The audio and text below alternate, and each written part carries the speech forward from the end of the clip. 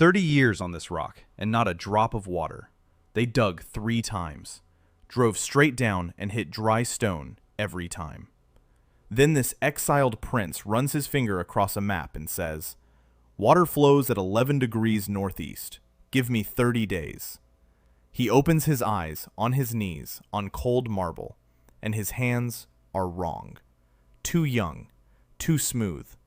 A second ago, he gripped a steering wheel on a dark highway, and a bridge support rushed at the windshield. Now he kneels in a body that is not his. 2 lives slam into one skull.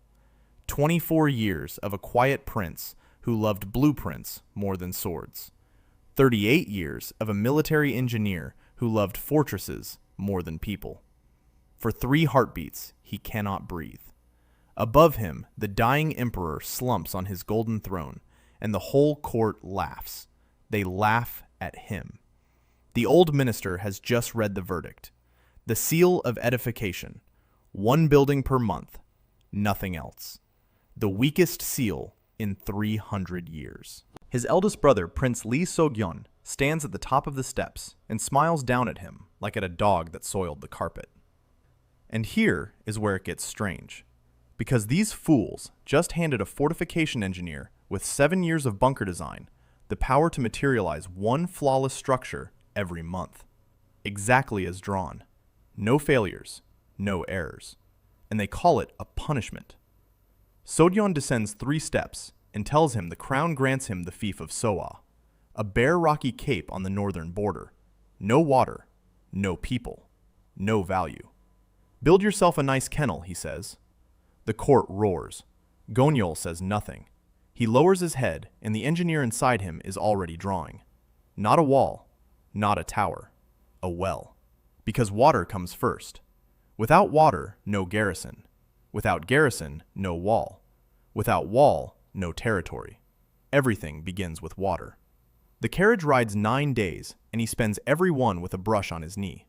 The escort thinks he writes farewell poems. He calculates the angle of an aquifer through limestone over granite, with a fracture line running northeast.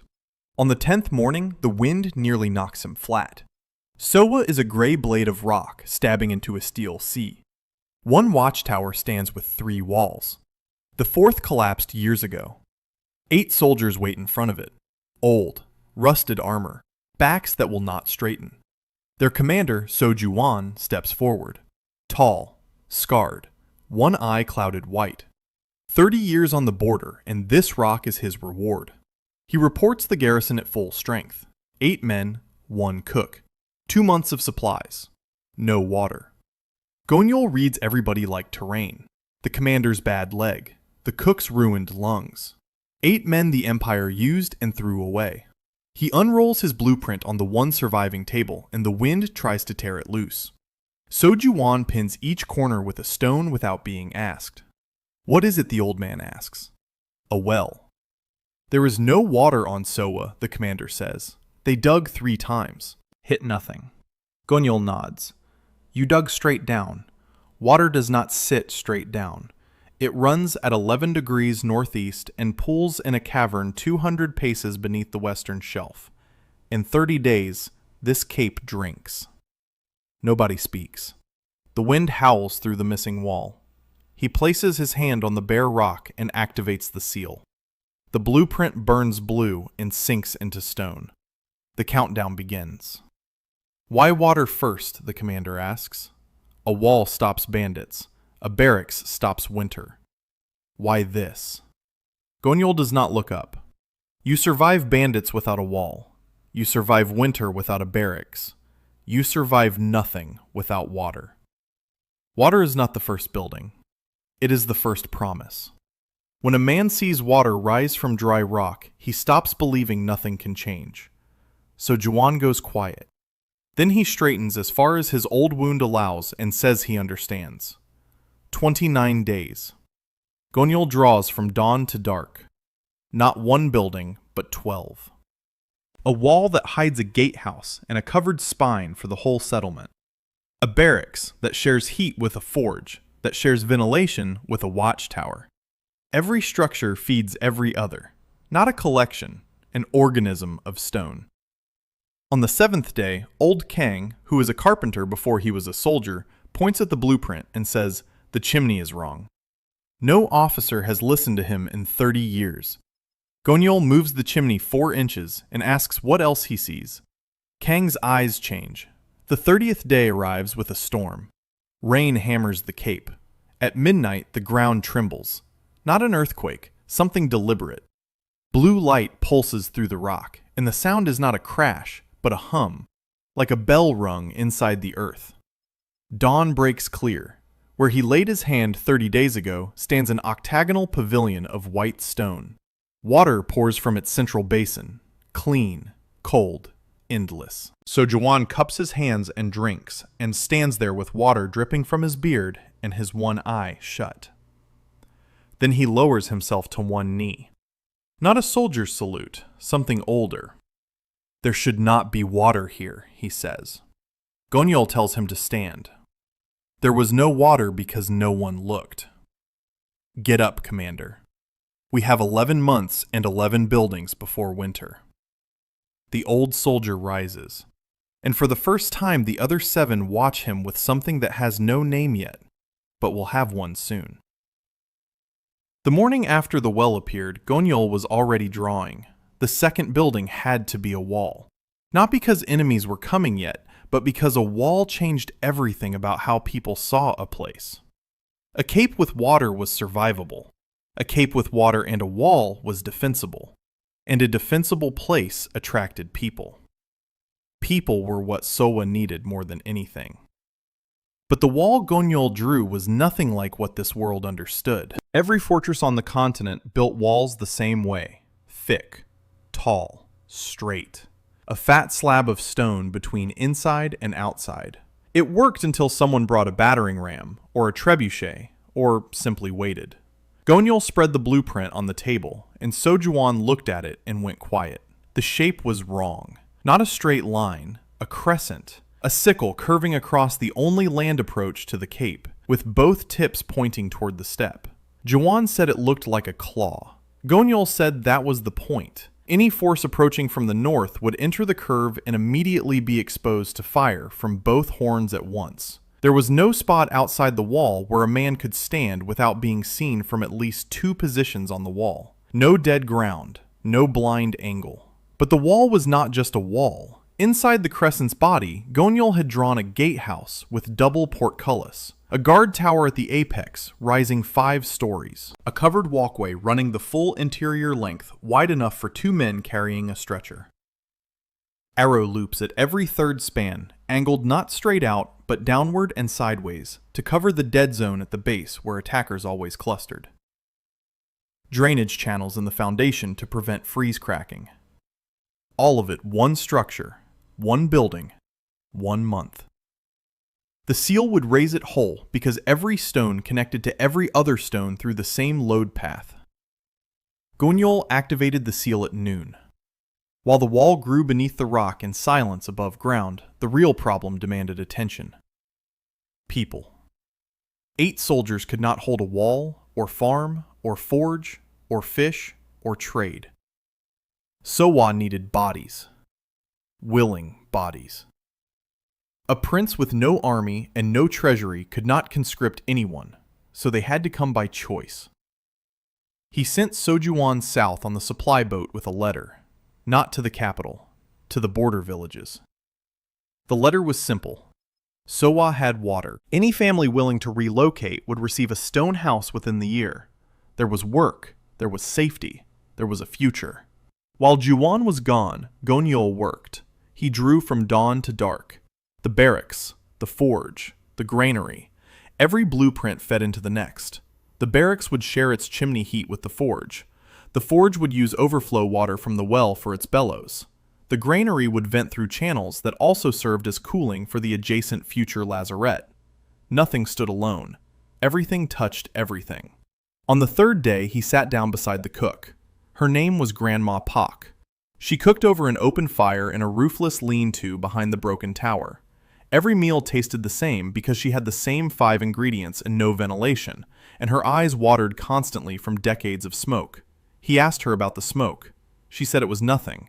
She said she was used to it. That night, he added a line to the barracks blueprint: a kitchen wing, proper chimney, double flue calculated for the prevailing wind on the cape, an east window placed at the exact height where morning light would hit the work surface, a counter at the right height for a woman 5 feet tall with a curved spine, an herb shelf built into the chimney wall where residual heat would keep things warm but not too hot, and one thing he added last: a chair, built into the wall beside the stove, stone seat, wooden back curved to fit a hunched frame, a place to rest without leaving the kitchen, because he had watched her, and he knew she would never voluntarily leave her kitchen. He did not tell her any of this. On the 14th day, 2 things arrived at once. First, So Juwon returned on the supply boat with 11 people, 3 families from a border village called Namso that had been raided twice by steppe riders in the past year, a blacksmith named Dae Juho and his 14-year-old nephew, an old woman who came because she had nobody left, 3 young men who said they could fish. They stepped off the boat and looked at Soa, and their faces fell. Gray rock, 1 broken tower, a well pavilion gleaming white but surrounded by nothing. Gonyeol met them at the shore. He did not give speeches. He walked them to the well and let them drink. Then he showed them the barracks blueprint. He pointed at rooms. This one for the family with children, south window for warmth. This one for the blacksmith, connected by a covered passage to where the forge would stand. This one for the old woman, ground floor, no stairs, window facing where the garden would be. He was assigning rooms in a building that would not exist for another month. Dae Juho, the blacksmith, asked him bluntly whether he was mad or a liar. Gonyeol pointed at the well. He said 30 days ago there was no water on this cape. He said in 16 days there would be a wall. He asked Juho to wait 16 days. If the wall did not appear, he would pay their passage home personally. Juho looked at the well. He looked at the water. He looked at his nephew, who had not slept under a real roof in 3 months. He said they would stay 16 days. The second thing that arrived on the 14th day was dust on the northern horizon. So Juwon saw it first. Riders, 20 or so, coming from the steppe. The garrison armed up. 8 old soldiers with 8 old spears formed a line in front of the well. 11 civilians crouched behind the 3-walled tower. Gonyeol stood beside Juwon and watched the dust resolve into shapes. Not raiders. The formation was wrong. Raiders spread wide. These riders were bunched tight. Loaded horses, bundles, children strapped to saddles, women riding double. They were running. The group stopped 200 paces out. A rider at the front dismounted. Young, female, weathered face, a long braid whipping in the wind. She walked forward alone with her hands open and stopped 10 paces from the spear line. She spoke border trade language with a steppe accent so thick it was almost a different tongue. She said her name was Han Cherin, daughter of the lesser chief of the Yoru clan of the Cheolwa. Her father had been executed by the Great Khan for refusing to march south. Her clan had 80 riders. These 20 were the first group. The rest were a day behind with the herds. She needed water. She needed walls. She needed a place the Khan's hunters could not reach. She looked past Juwon straight at Gonyeol. She asked if the stories were true. She asked if the exiled prince could really pull water from stone. Gonyeol stepped forward. He said the stories were true. He pointed at the well. She looked at it for a long time. Then she looked back at him. Her eyes were hard and measuring and carried no deference at all. She said her riders could fight. She said they knew every path on the steppe within 10 days' ride. She said in exchange she wanted her people treated as residents, not as refugees, not as charity, as equals. Gonyeol said that was acceptable. He said there was one condition. Everyone in Sowa worked. Riders scouted. Herders kept animals. Everyone maintained what was built. No lords and no servants. Only people who built and people who defended what was built. Charon studied him a moment longer. Then she turned and waved her riders in. 23 people, 11 fighters, 4 children, 8 elders, 40 horses. Gonyeol looked at the horses and his mind shifted. Horses needed shelter. Shelter could connect to the forge. Shared wall, shared heat. One building. He was already drawing. The crescent wall appeared on schedule. Midnight of the 30th day. A tremor ran through the rock. Blue light bled up from the ground in veins. And then it was there. The soldiers woke to a different world. Where yesterday there had been open ground, now a pale granite wall curved across the entire land approach to the cape.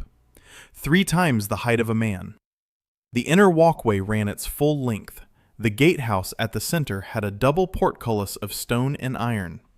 The guard tower at the apex rose 5 stories, with arrow loops on every level angled to specific firing sectors. So Jawan walked the wall from end to end. He touched the stone. No seams, no mortar lines. The entire structure looked carved from a single block. He climbed the guard tower and stood at the top and looked north toward the steppe. For 300 paces in every direction, the ground sloped gently away. No cover, no dead ground, no place to hide from the tower's sight lines. He had served in 9 border fortresses across 30 years. He had never seen a wall with no weak point. He came down and found Gonyeol at the well, sketching the next blueprint. He asked how a 24-year-old prince who had never held a sword knew how to eliminate dead ground. He asked where the angled arrow loops came from. He asked who taught him this. Gonyeol said he read a lot. Juan did not believe him. But he did not push. Some answers earned their way out in time. The barracks blueprint was activated that same morning. This one Gonyeol had designed with even more care than the wall, because the wall kept people out, but the barracks kept people in, and people who stayed were worth more than stone. Every room was different, not in luxury, but in fit. The family room had a low window where a child could watch the sea. Old Soldier Kong's room had a door wide enough for the day his knees gave out and someone had to carry him. The blacksmith's room opened onto a covered passage pointed at the future forge site. The old woman from Namso had a ground floor room with no steps and a window facing south. Grandma Pak's kitchen had the chimney and the east window and the herb shelf and the stone chair beside the stove. While the barracks grew underground, so was surface churned with new life. Charon's full contingent arrived on the 3rd day of the countdown. 81 riders total. 47 warriors, 12 elders, 22 children, over 200 horses. The cape went from empty to crowded in a single afternoon. Friction came immediately. The border villagers feared steppe people.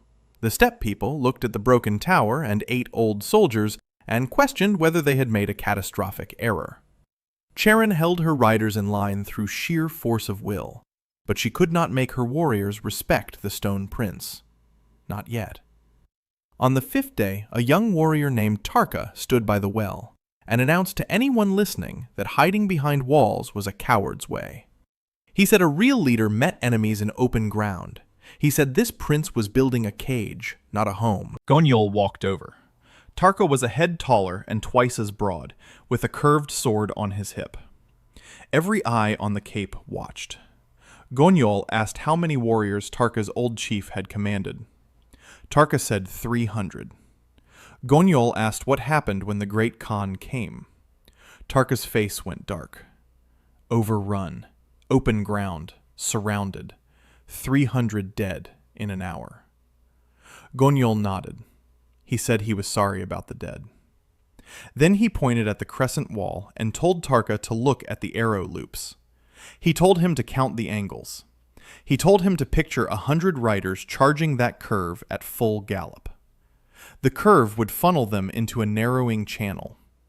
Crossfire from both horns would cut them to pieces before they reached the gate. Tarka was not stupid. He saw it. His jaw tightened. Gonyeol said this was not a cage. He said this was a place where 80 riders were worth more than 1,000 because the terrain forced the enemy to fight on terms he did not choose. He could not give Tarka open steppe, but he could give him something the steppe never offered, a fight he could win. Tarka was quiet for a moment. Then he asked what the prince needed his riders to do. Gonyeol told him to scout. He needed every path within 3 days of Sowa mapped. Every water source, every ridge, every choke point. Tarka left that evening with 6 riders. He came back in 4 days with a leather map so detailed, Gonyeol spent an entire night copying it to paper. The steppe around Sowa was not flat. It was cut with gullies and dry riverbeds and low ridges, natural obstacles, natural kill zones. Gonyeol studied the map and felt something he had not felt since his old life. The cold, precise satisfaction of terrain clicking into a defensive plan. 2 weeks into the barracks countdown, an imperial messenger arrived from the south. The letter bore the seal of the Ministry of Territory, not Sogyon's personal seal, the Ministry seal. Formal language. Sowa was under review for reclassification as uninhabitable crown wasteland. In plain terms, Sogyeon was using the bureaucracy to take the cape back. The timeline gave Gonyeol 6 months. An imperial assessor would come. If Sowa was judged uninhabitable, the fief reverted to the crown, which meant to Sogyeon. Gonyeol read the letter twice. He folded it and put it inside his coat. He told no one. That night, he redrew his entire building schedule. 6 months, 6 buildings. Each one had to serve triple duty. Each one had to scream that this place was alive and growing and worth keeping.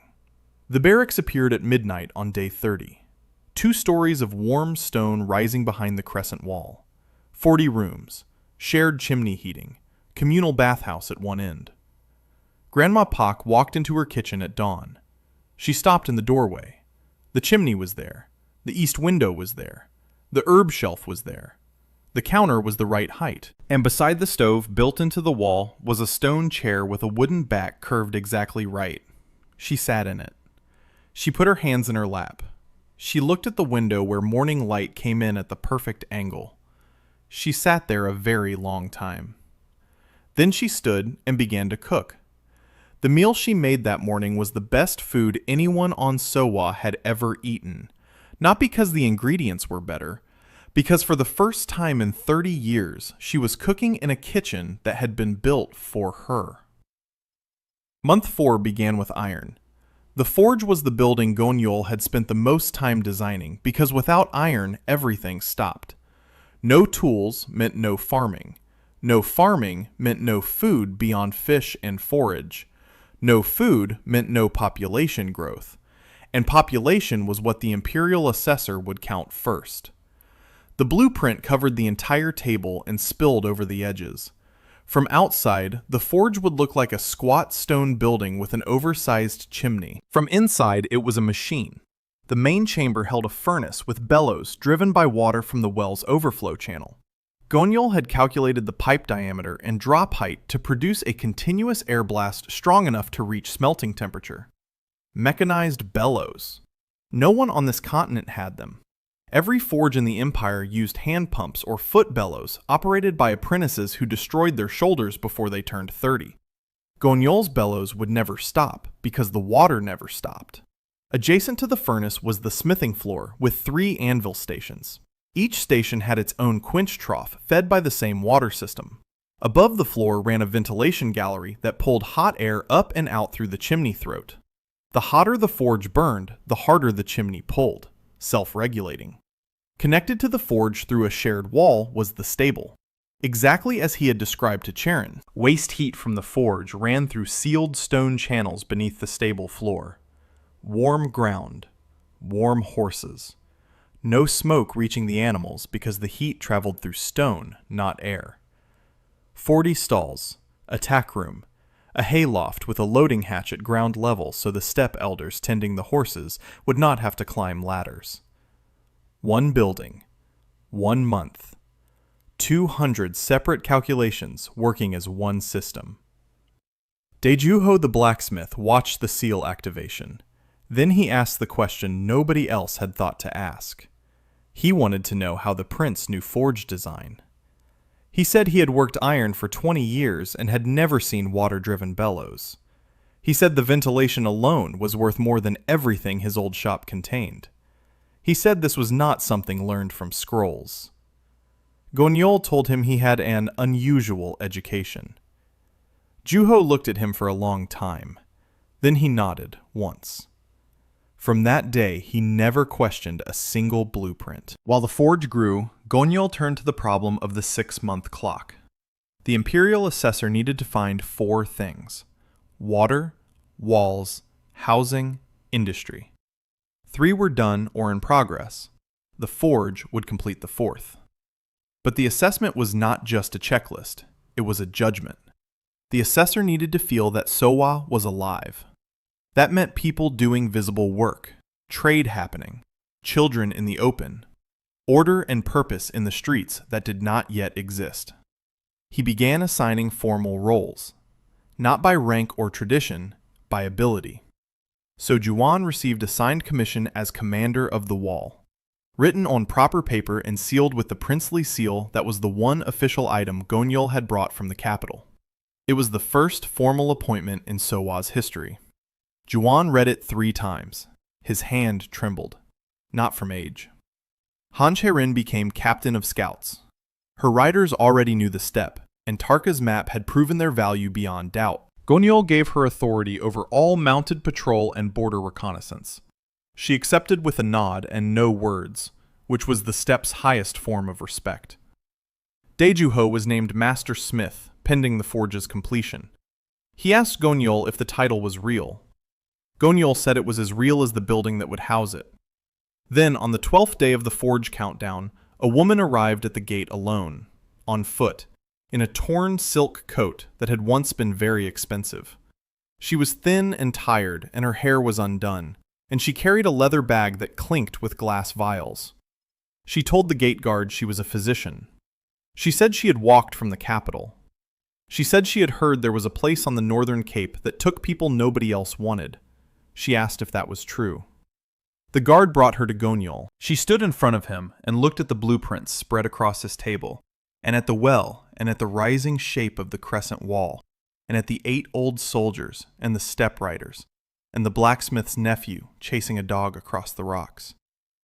She told him her name was Min Hoso, former court physician to the crown prince's household. She said she had been dismissed for refusing to ignore symptoms of poisoning in one of the prince's concubines.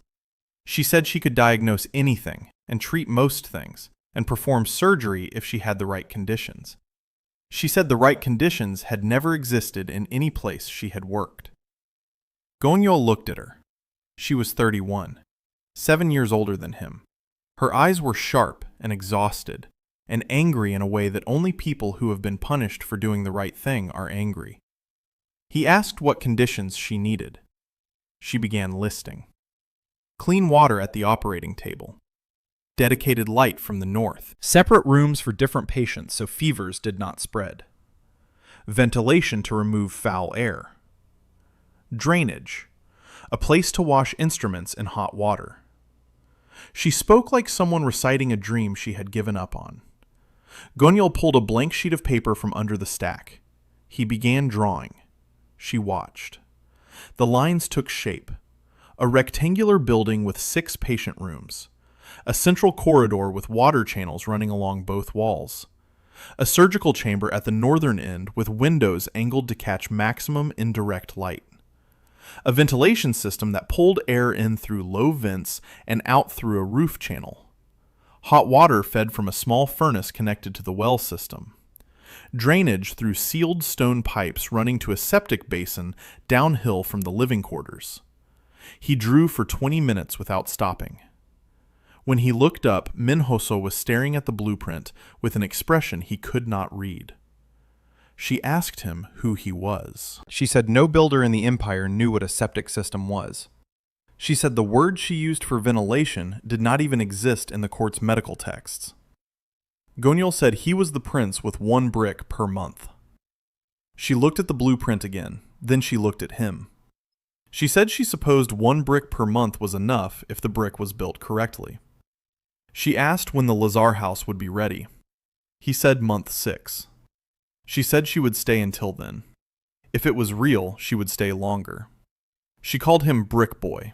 She said it with a straight face and walked away to examine the garrison's medical supplies, which she expected would be terrible. She was right.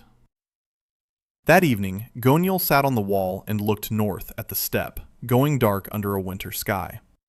4 buildings done or in progress. 2 more before the assessor came. The well, the wall, the barracks. The forge rising now. Then the granary, then the Lazar house. 6 buildings in 6 months, and each one a small, impossible thing in a world that built with brute labor and bad mortar. He thought about what Manhwa had said. No builder in the empire knew what a septic system was.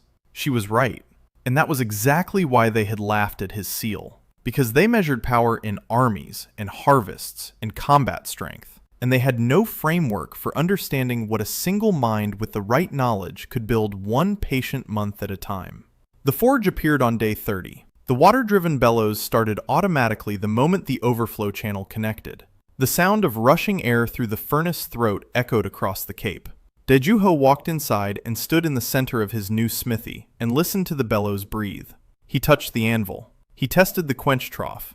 He stood at the ventilation gallery and felt the pull of hot air rising. Then he walked into the connected stable, where the floor was already warm from the forge channels beneath. He put his hand flat on the stone. Warm, even. No hot spots. No cold corners. His nephew was already in the stable, leading in the first horses. The animals stepped onto the warm floor and stopped. Their ears went forward. One mare lowered her head and stood very still, as if she had found something she did not know she had been looking for. Charon came in behind the last horse. She stood in the doorway with her arms folded and looked at the warm floor and the dry walls and the loading hatch and the tack room. She was quiet for a long time. Then she said that in her entire life, no horse she had known had ever stood on warm ground in winter. She said every year the steppe lost 1 animal in 5 to cold. She said if he could do this, she would make sure no enemy ever touched this cape while she drew breath. Gonyeol did not look up from the next blueprint. He said he did not want anyone to die for Sohwa. He said the entire point of building well was to make dying unnecessary. She looked at him with an expression he could not decode. Then she walked out into the cold. Month 5. The Granary. Gonyeol had been dreading this one, because a granary was not dramatic. It did not gleam like the well, or loom like the wall. It was a box for storing food. But it was also the difference between a settlement that could survive a siege and one that could not. The blueprint reflected his anxiety. He over-designed it. The main structure was a long stone building divided into 8 sealed chambers, each with independent access. Grain in one, dried fish in another, salt in a third, root vegetables in a fourth. Each chamber had its own ventilation channel. Cool, dry air entered through low vents on the north wall, and warm, moist air exited through high vents on the south wall. Continuous airflow. No condensation. No rot. The channels were sized so that even in dead calm, a thermal difference between the sun-warmed south roof and the shaded north wall would maintain minimum circulation. This was not magic. This was thermodynamics applied to stone. Connected to the granary through a shared wall was something Gonyeol had not shown anyone yet. A small room, windowless, stone shelves, a heavy door, a counting room. Inside it was a desk with proper light from a mirror channel that bounced daylight down from the roof through 2 reflective surfaces, a shelf for ledgers, a lockbox built into the wall. This room existed for one reason. Gonyeol had sent a letter south 3 weeks ago, not to the villages this time, to a specific woman in a specific town. A woman who had introduced herself in the original Gonyeol's memory as someone who could count salt. Her name was So Yuna, daughter of a disgraced army quartermaster. Her father had been cashiered and exiled for refusing to falsify supply records for a provincial governor who was skimming rations. He died in disgrace in a border town. His daughter survived by doing accounts for merchants who paid her half what they paid mail clerks and mocked her for being a woman with numbers. Gonyeol's letter had been short. Sohwa needed a treasurer. The position was real, the authority was real, the pay was honest. If she was interested, there was a room waiting for her with her name on the door. She arrived on the 9th day of the granary countdown. The supply boat brought her along with 3 barrels of salted pork and a crate of iron ingots. She stepped onto the dock with 1 bag over her shoulder and a face that gave away absolutely nothing.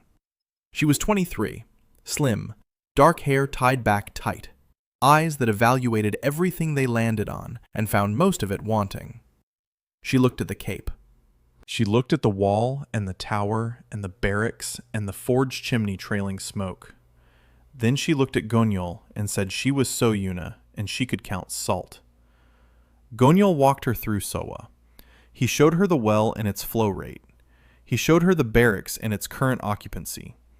He showed her the forge and its daily iron output.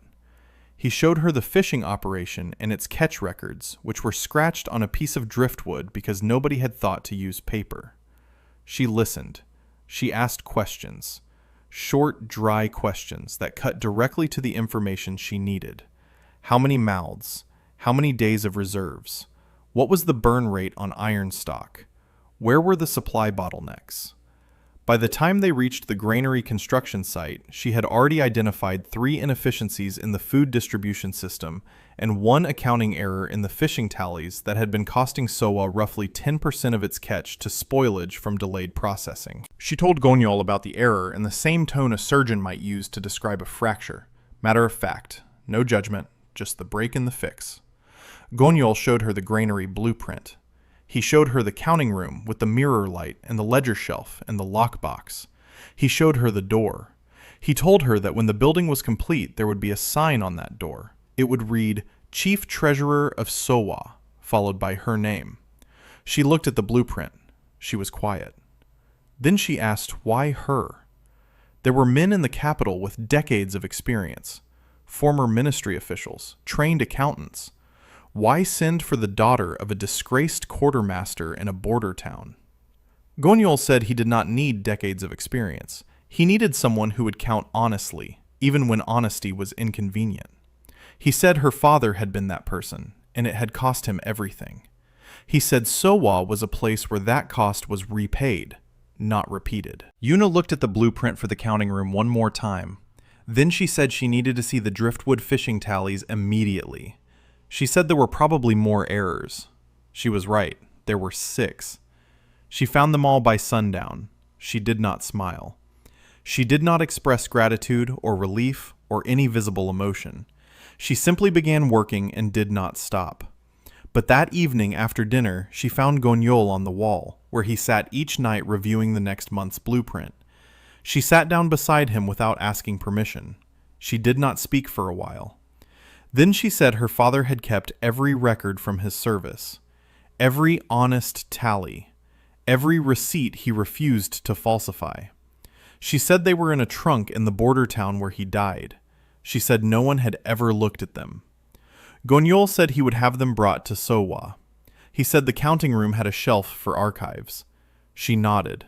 She did not say thank you. She said the evening meal had been underportioned by roughly 8%. And she would speak with Grandma Pak about it in the morning. Then she left. It was the most Soyuna conversation Gonyeol would ever have. 12 days into the granary countdown, Gonyeol received his second visitor from beyond the wall. Not a refugee this time. An imperial courier in clean riding leathers carrying a scroll with a familiar seal. Not the Ministry of Territory this time. The Crown Prince's personal seal. Sogyun's message. Gonyeol unrolled it in private.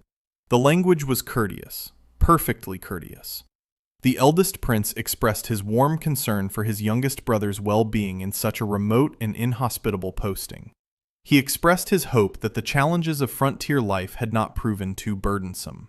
He mentioned that certain reports had reached the capital regarding construction activities at Sohwa that had attracted attention. He suggested in the gentlest possible terms that perhaps the 4th prince was overextending himself, and that the crown would be happy to send an engineering team to assist. He closed by noting that the upcoming territorial assessment was merely a formality, and that he looked forward to its favorable resolution. Gonyeol read it 3 times. Every sentence was a threat wrapped in silk. The engineering team was a spy detail. The favorable resolution meant Sojeon expected to take the cape. The warm concern was a man measuring a coffin while smiling. He thought about Sojeon, not the politician, the brother. Once a long time ago, in the original Gonyeol's childhood, Sojeon had been the one who taught him to read. The eldest prince had been 17, and the youngest had been 7, and Sojeon had sat with him every evening for a month, showing him characters one by one with the patience of a man who did not yet know that patience was a currency he would stop spending on people who could not repay it. That brother was gone, or buried so deep under the seal of the commander and the weight of the crown that he might as well be. Gonyeol wrote his reply. It took him 4 hours, every word chosen with the same precision he used on blueprints. He thanked his eldest brother for the concern. He reported that Sowa was progressing well. He described the well and the wall and the barracks and the forge in language that was technically accurate and completely understated.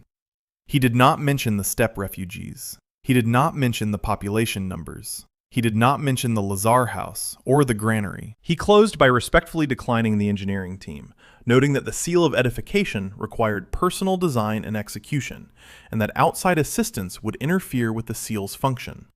This was true. It was also the politest possible way of saying, "Do not send your spies here." He sealed the letter and sent the courier south. The granary appeared on schedule. 8 chambers of perfectly ventilated stone. The counting room, with its mirror light and lockbox and ledger shelf. Gonyeol had the sign made by Dae Juho, iron letters on a wooden plaque. Chief Treasurer of Sowa, So Yuna. Juho asked who Yuna was. Gonyeol said she was the reason Sowa would not starve. The sign was mounted on the door the morning after the granary rose. Yuna walked up to it. She stood in front of the door and read her name. She stood there for a long time. So long that Cherin, who had been passing, asked if something was wrong. Yuna said nothing was wrong. She went inside and began organizing the ledger shelf, and she did not come out until dark. The next morning, she appeared at Gonyeol's table during breakfast. She set down 2 cups of tea. She sat across from him and opened a ledger. She said they needed to discuss Sowa's quarterly projections. The tea was for 2. She did not explain why. Month 6. The Lazar House. Minhoso had been waiting for this building the way a soldier waits for a weapon. She had spent the previous month cataloging every medical problem in Sowa, with the thoroughness of a woman who had been denied proper tools for a decade, and intended to make up for it in volume. Her list was 3 pages long. Infected cuts from construction work. Chronic joint pain in every soldier over 40. Respiratory damage in Grandma Pak and 2 of the step elders from years of open-fire cooking. A child with a broken arm that had been set wrong and needed to be rebroken and reset. Cherin's riders with old wounds that had healed badly because no one on the steppe knew how to clean a deep cut properly. She presented the list to Gonyeol without emotion. She said these were the problems she could see. The ones she could not see were worse. She said Sowa needed a Lazar house the way a drowning man needed air, and she hoped his blueprint was as good as he thought it was. Gonyeol showed her the final design. She went through it line by line. 6 patient rooms, each with its own door to the central corridor. The surgical chamber at the north end, with angled windows for indirect light that would not cast shadows on the operating surface. Water channels running along both corridor walls fed from the well system. A hot water tank heated by a small, dedicated furnace. Drainage through sealed stone pipes to a septic basin 200 paces downhill. Ventilation that pulled air in through low north vents and out through a south roof channel. A separate washing room for instruments, with a stone counter and a drain. A storage room for medicines and supplies, with a locked door and shelves sized for her glass vials. She found 3 things to argue about. The surgical table height was wrong by 2 inches. She was shorter than Gonyeol assumed. The window angle in the patient rooms should be adjusted, so that morning sun did not hit the eyes of someone lying down. And she wanted a second door from the surgical chamber directly outside, so that if an operation failed, the body could be removed without passing through the patient corridor. Gonyeol changed all 3 without argument. She watched him redraw the lines, and for a moment her composure cracked. Not much, just a flicker behind the eyes. She had been practicing medicine for 12 years, and no one had ever asked her what height a table should be. Gonyeol activated the seal. 30 days. During the countdown, 2 events changed the shape of Sohwa. The first was quiet. A girl arrived on foot from the south. 17 years old, thin, carrying a leather tube under her arm. She walked through the gate and asked the guard where the prince who built things could be found. The guard brought her to Gonyeol. She stood in front of him and could barely speak. She stammered through her introduction. Her name was Yu Se-yeon. She was an orphan from the stonecutter's quarter in the capital. She said she had heard stories about a prince on a northern cape who built impossible things. She said she drew buildings. She opened the leather tube and spread her drawings on the table. Gonyeol looked at them. He stopped talking. He stopped breathing for a moment. The drawings were extraordinary. A bridge design that used an arch geometry he recognized from principles this world should not have discovered for another century. A market hall with a roof truss system that distributed load across 6 points instead of 2. A watchtower with an internal spiral that allowed 2 separate traffic flows on 1 staircase. She was 17. She was self-taught, and she was better than half the engineers he had worked with in his previous life. He asked her where she learned structural geometry. She said she watched builders in the capital and figured it out. He asked why she left. She said the master builders told her girls had no place at the stone. She said they broke her first set of drawing tools and laughed. She said she made new tools from scrap wood and kept drawing. He looked at her drawings again. Then he looked at her. She was shaking. Not from cold, from the expectation of being turned away. He told her she was hired. He told her the position was chief draftsman of Sohwa. She stared at him. She asked him to repeat what he said. He repeated it. She asked if he was serious. He said he did not make jokes about draftsmanship. She did not cry. She opened her mouth and closed it, and opened it again, and nothing came out. He told her there would be a drafting tower for her, north-facing light, proper tools, her name on the door. She still could not speak. She nodded very fast and clutched her leather tube to her chest, and walked away, and did not come back for an hour. When she came back, her eyes were red, but her voice was steady, and she asked when she could start. Gonyeol handed her a blank sheet and a brush and pointed at the table. She sat down and began drawing, and she drew until dark, and she drew better than anyone Gonyeol had ever trained. The second event was not quiet at all. On the 18th day of the Lazar House countdown, dust appeared on the northern horizon. Not 20 riders this time. So Juan counted from the tower. 300, maybe more. Mounted, moving fast, step formation, spread wide. This was not refugees. This was a raiding force. Charon identified them before the dust fully settled. Cholwa Outriders, the Great Khan's forward scouts.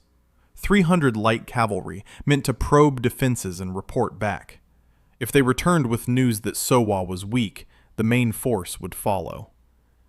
Every fighter in Sohwa went to the wall.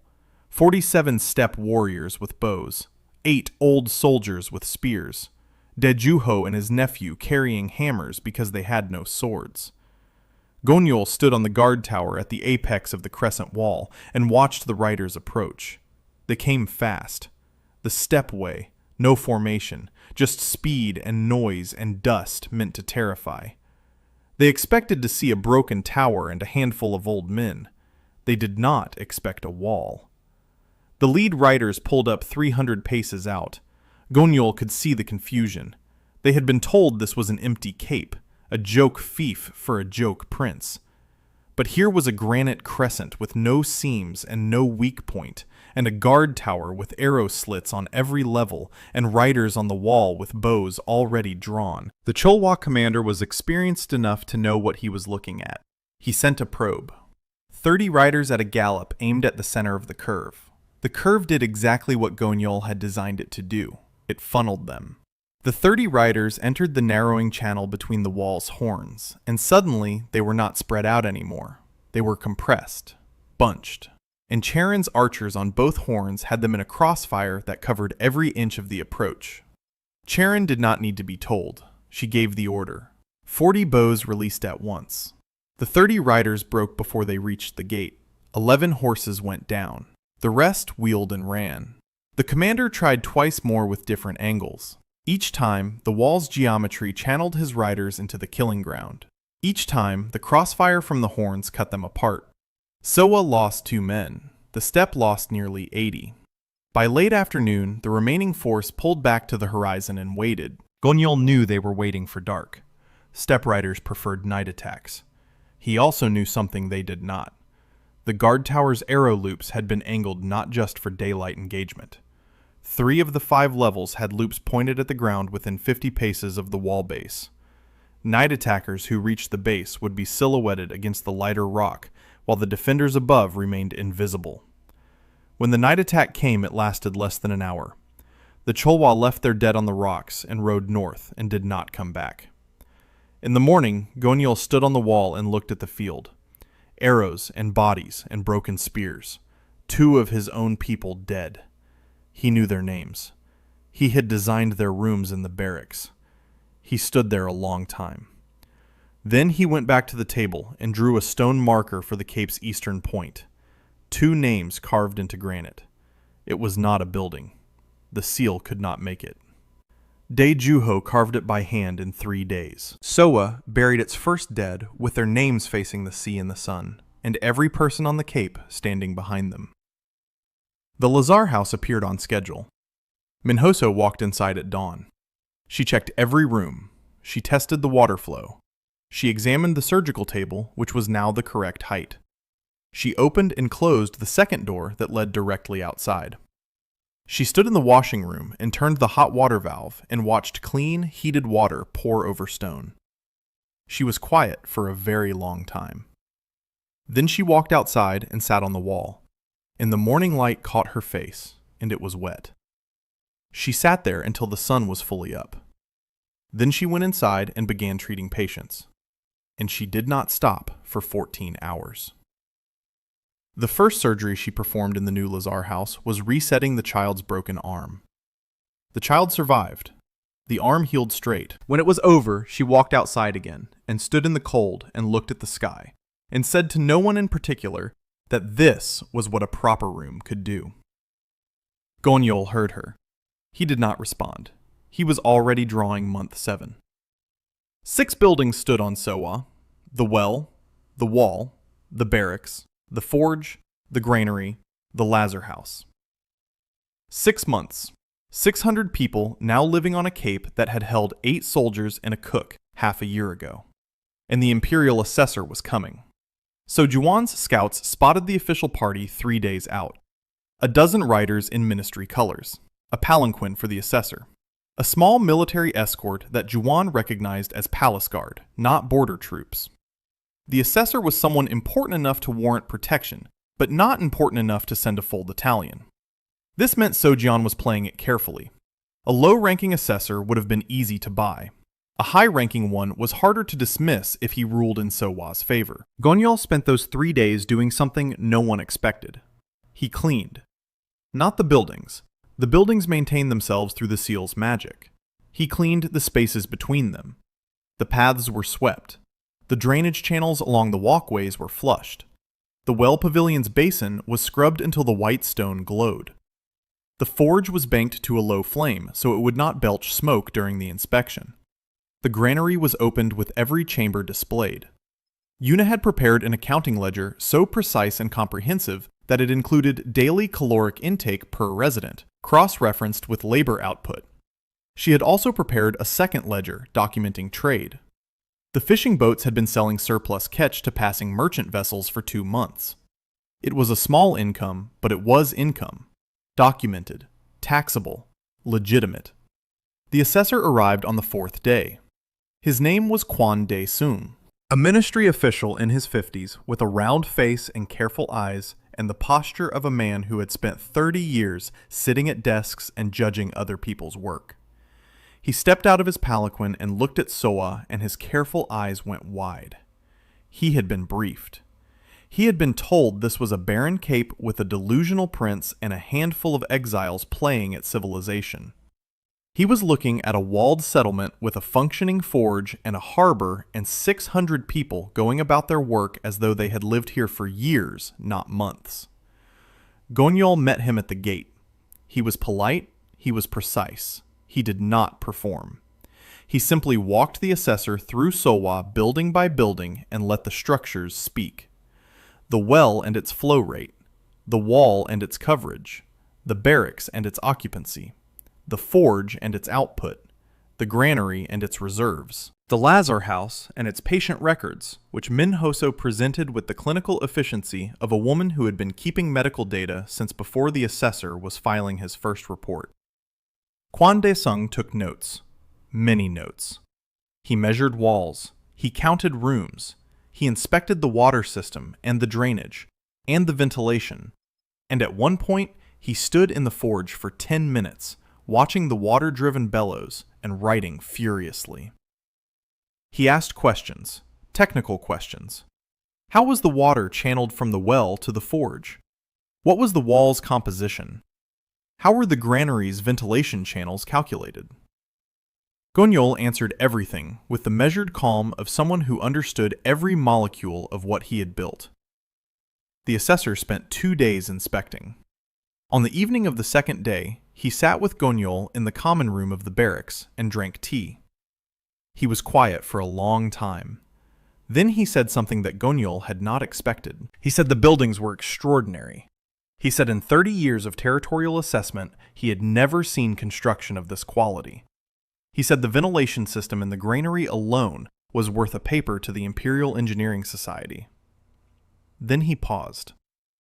He said the report he filed would determine whether Sowa remained a fief or reverted to the crown. He said the buildings clearly demonstrated habitation and industry and self-sufficiency. He said by every metric in the assessment framework, Sowa qualified as a functioning fief. Then he paused again. He said he had to be honest with the prince. He said the assessment framework was a tool, and tools could be used in different hands for different purposes. He said a favorable report from him would go to the Ministry of Territory, and the Ministry of Territory reported to the Council of Princes, and the Council of Princes was chaired by the Crown Prince.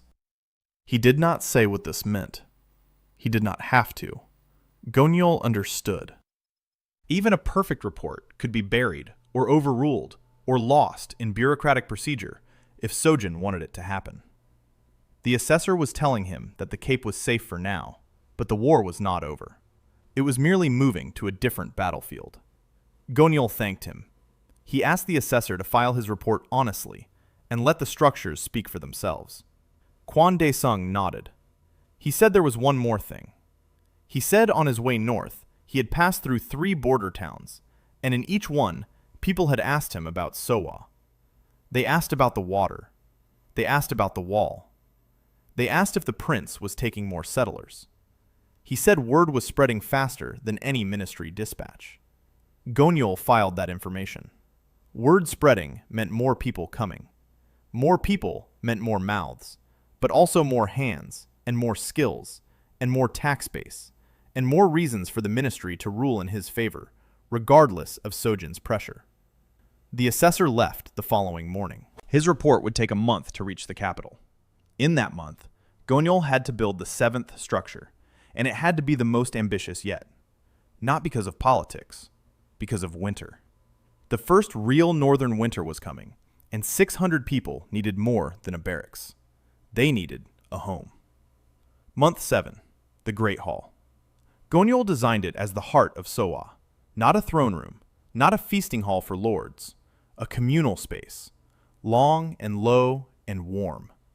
One continuous table running the full length, stone walls with built-in heating channels fed from the forge's excess heat, a kitchen wing at one end, large enough for Grandma Pak and 3 assistants, a bathing annex at the other end with hot water from the forge system, windows placed high to let in light without letting in wind, and the acoustics.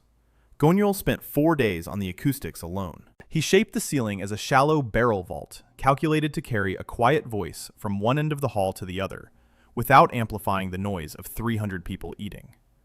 In this hall, a man at one end could speak to a friend at the other end without shouting. 300 seats, each one slightly different. So Jawan's place had a backrest with extra support for his damaged spine. Old Kang's seat had armrests set at the height where his arthritic shoulders could relax. Charon's spot was near the door, because she never sat still for long. Min Hoso's was closest to the Lazar House corridor, in case she was called away during meals. Yuna's had a flat surface beside it, wide enough for a ledger, because she worked even while eating. Seon's seat was near a window with northern light, because she drew during meals too. Every seat was for a specific body. Every body had been studied and measured and accounted for. This was Gonyeol's religion. He did not build for people in general. He built for this person. This spine, this knee, this pair of hands. The great hall appeared at midnight, and in the morning, Gonyeol led no one inside. He simply opened the doors and let people find it on their own. The reaction moved through Sowa like a wave. Soldiers walked in and found their seats and sat down, and discovered that for the first time in decades, their backs did not hurt at dinner. Chedin found her spot by the door and laughed for the first time since arriving.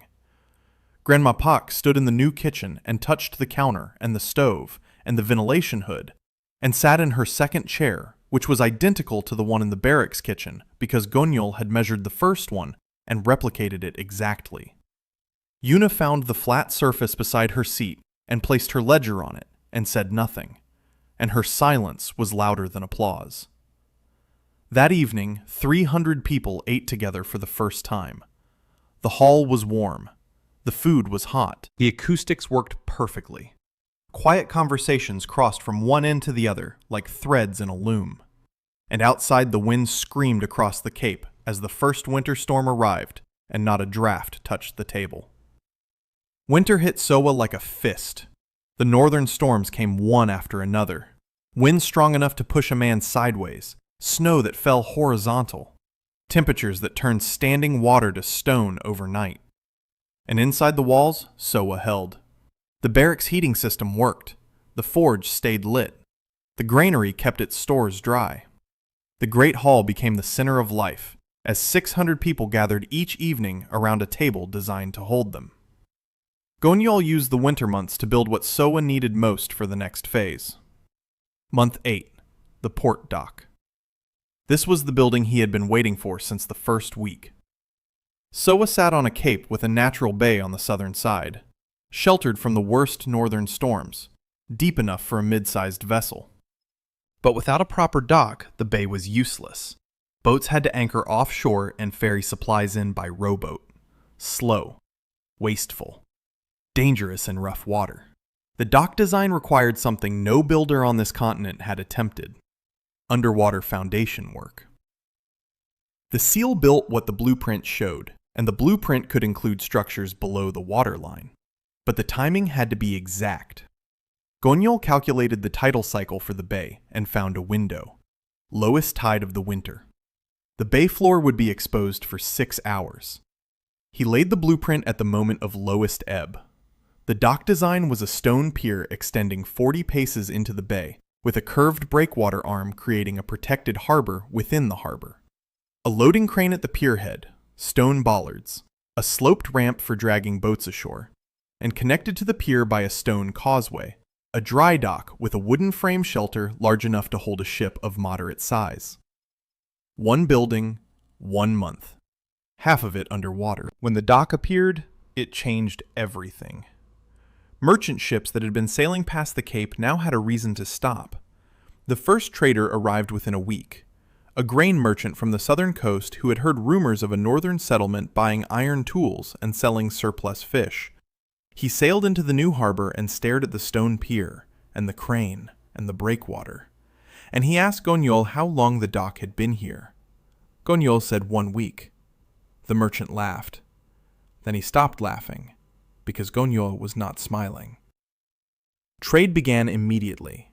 Fish and iron tools going south, grain and cloth and timber coming north.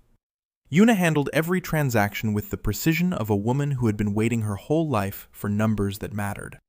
She established exchange rates. She documented every cargo.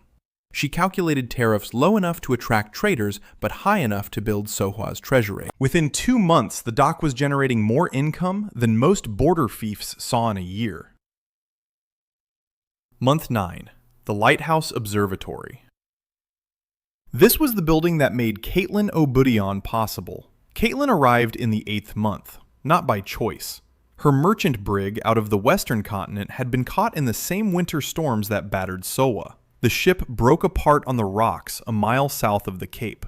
Caitlin was the only survivor. She washed ashore at dawn, half frozen and clutching a waterlogged navigation chart. Chedin's riders found her and brought her inside the wall. Min Hoso treated her for exposure and 3 cracked ribs and a dislocated shoulder. When Caitlin woke up, she spoke a language no one understood. It took 2 days to establish communication through a border trade pidgin that Caitlin had learned on the eastern ports. She was 26, red-haired, freckled, from a place so far west that no one in the Sonryo Empire had ever met someone from there. She was a ship captain, had been since 19. The brig was hers, built by her father, lost now on rocks she could see from the laser house window. Gonyeol visited her on the 3rd day. She was sitting up in bed, furious and frustrated, and speaking fast in her own language, while Min Hoso ignored everything she said and changed her bandages. Gonyeol asked through the trade pidgin what she needed. She said she needed a ship. She said she needed a dock, and tools, and timber, and about 4 months of work. Then she looked at him with eyes that expected nothing, because she had learned long ago that people did not give foreigners with strange accents what they needed. Gonyeol said he had a dock. He said he had tools and timber and a forge that could make fittings. He said what he did not have was a ship. But he could build a dry dock with a shelter large enough to rebuild one. In exchange, he asked for one thing. When her ship was seaworthy, she would make one voyage for Sohwa, south around the coast to the western trade lanes that the Pyeongsan Trading League did not control. She looked at him. She asked why he would build an entire dock for one voyage. He said it was not for one voyage. It was for the first voyage. After that, she could choose to stay or go. She said she would stay if the dock was real. The dock was real. She saw it the day she was well enough to walk. She stood on the stone pier and looked at the dry dock and the crane and the breakwater, and she said one word in her own language that Gonyeol did not understand, but her tone said enough. The Lighthouse Observatory was designed for her. A tall stone tower on the Cape's highest point. Navigation light at the top fed by a polished bronze mirror that focused a small oil flame into a beam visible for miles at sea. Below the light room, an observation deck with a mounted telescope frame that Seon had designed based on descriptions from Caitlin's navigation charts. Below that, a chart room. Below that, storage for signal flags and maritime equipment. Caitlin walked through the finished building on the morning it appeared, and she touched every surface and tested every mechanism. And she climbed to the light room and stood at the glass and looked out at the sea. And she was quiet for a very long time. Then she came down and found Gonyeol and asked him what her title was. He said, Head of Maritime Trade. She repeated the words in her own language, and then in the trade pidgin, and then in the halting Sunro she had been learning for the past month. She said, in her country, a woman could captain a ship, but could not hold a trade title.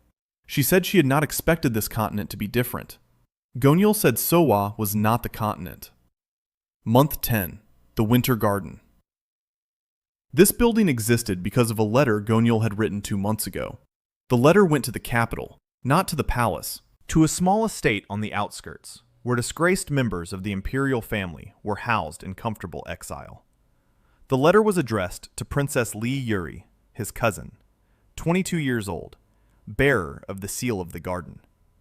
1 tree per day, any species. The court had laughed at her seal, almost as hard as they had laughed at his. 1 tree per day.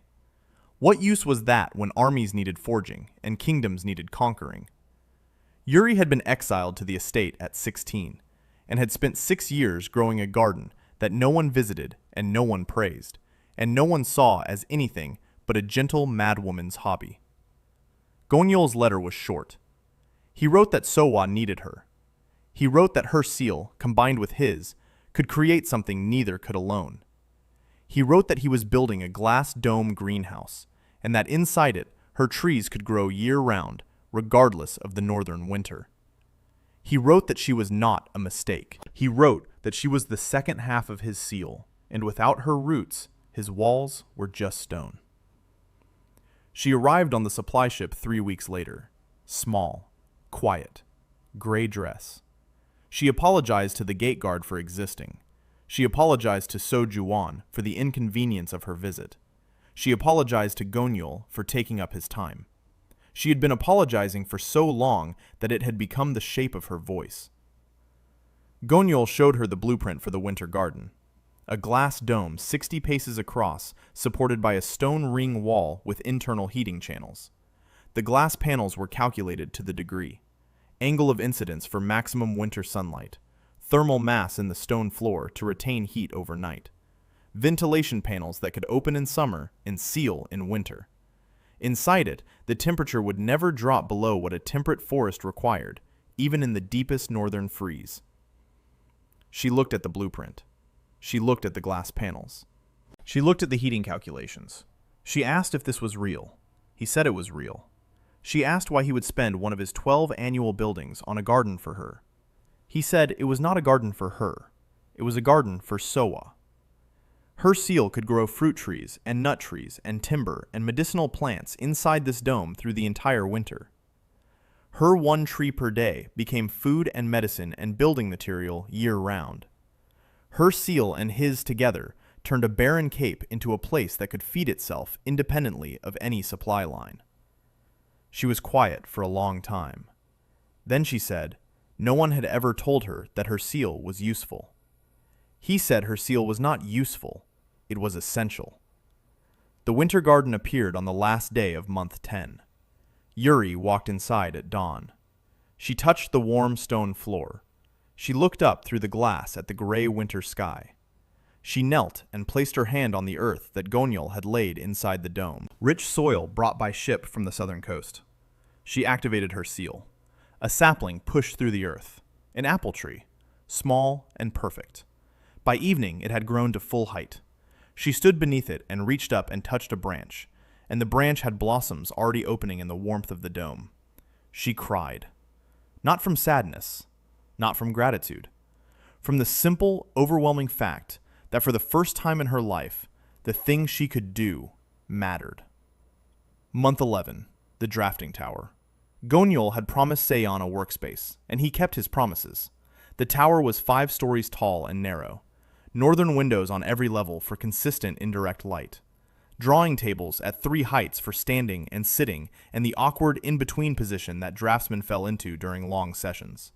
A spiral staircase with wide treads because Seon carried large sheets of paper and needed both hands for the tube. A ground floor archive room with flat stone drawers sized for blueprints. A rooftop observation deck where the draftsmen could study the buildings from above and see how they related to each other across the cape. It was the most beautiful building in Sohwa. Not the largest, not the most functional, but the most deliberate. Every line in it existed for the act of drawing. Seon saw it rise at midnight from her window in the barracks. She dressed in the dark and walked across the cape in the snow and stood in front of it and read the iron plaque on the door. Chief Draftsman of Sohwa, Yu Seon. She did not go inside. She stood outside in the snow, looking at the door for so long that Cherin, who was on night patrol, found her and asked if she was locked out. Seon said she was not locked out. She said she was afraid to go in, because once she went in, it would be real, and real things could be taken away. Cherin told her that nothing in Sohwa had been taken away yet. Seon went inside. She did not come out for 3 days. When she emerged, she had redrawn the entire settlement plan from memory, incorporating every building into a single master blueprint, with notations for the next 12 months of construction. Gonyeol looked at the master plan and found 2 improvements to his own designs that he had not considered. He changed them without hesitation. Seon watched him erase his own lines and replace them with hers, and something shifted behind her eyes. Not gratitude, recognition. The recognition of one craftsman by another. Month 11 also brought the first real political threat from inside the empire.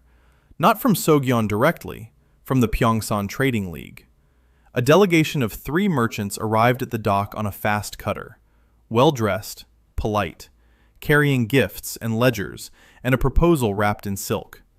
The proposal was simple. Pyeongsan would invest in Sohwa's development, ships, materials, trade connections across the eastern ports. In exchange, Pyeongsan would take a 40% share of all maritime trade revenue and exclusive rights to Sohwa's port for 10 years. It was a generous offer by the standards of small fiefs that needed capital. It was also a leash. 40% revenue and port exclusivity meant Pyeongsan would control what came in and what went out, and at what price. It meant Sohwa's independence would last exactly as long as the League found it profitable. Gonyeol received the delegation in the Great Hall. He served them tea. He listened to the full proposal without interrupting. He asked 3 questions. What was Pyeongsan's current position on the Cholwa Northern campaign? What trade agreements did Pyeongsan hold with the Crown Prince's territories? And what happened to the last 3 fiefs that had accepted Pyeongsan investment? The merchants answered the first 2 questions smoothly. The third one made them uncomfortable. The last 3 fiefs were now wholly owned Pyeongsan subsidiaries. Their lords were figureheads. Their populations worked for the League. Gonyeol thanked the delegation. He said Sohwa was honored by the attention. He said the port would remain open to Pyeongsan ships on the same terms as any other trader. He said the investment proposal was declined. The lead merchant's smile did not change, but his eyes did. He said the prince should consider carefully. He said the northern frontier was dangerous for a small fief without powerful friends. He said Pyeongsan had resources that could make Sohwa's position much more comfortable. Gonyeol said Sohwa's position was already comfortable. He said the buildings spoke for themselves.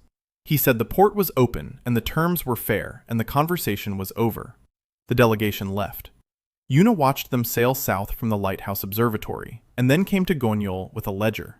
She had cross-referenced Pyeongsan's known trade routes with the southern port tariffs, and she had identified something interesting. 3 of the border towns that were sending settlers to Sohwa were also in debt to Pyeongsan. If the League decided to pressure those towns to stop sending people, it could slow Sohwa's growth significantly. She recommended establishing a direct supply route through Caitlyn's western trade lanes that bypassed Pyeongsan entirely. Gonyeol approved it. Caitlyn's ship was nearly rebuilt. 1 more month and it would be seaworthy.